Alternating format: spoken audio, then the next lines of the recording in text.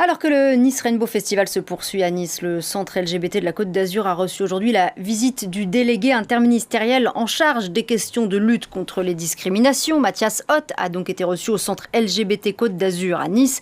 Une visite qui prenait encore plus de sens, c'est vrai, alors que le Nice Rainbow Festival a subi cette année une campagne de désinformation sur les réseaux sociaux. Cédric Stanguellini.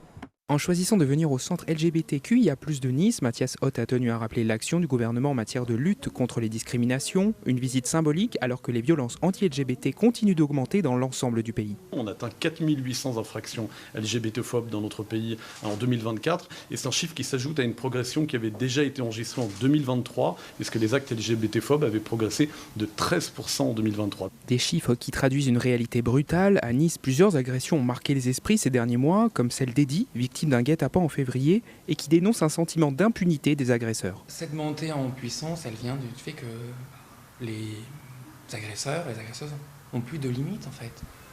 Ils se retiennent plus. Je témoigne parce que la peur doit changer de camp. C'est pas à nous, témoins, victimes d'agression, que doivent avoir peur, c'est eux qui doivent avoir peur et être terrifiés. La visite du délégué ministériel intervient quelques jours après la publication d'une vidéo diffamatoire diffusée par un groupe d'extrême droite sur Twitter.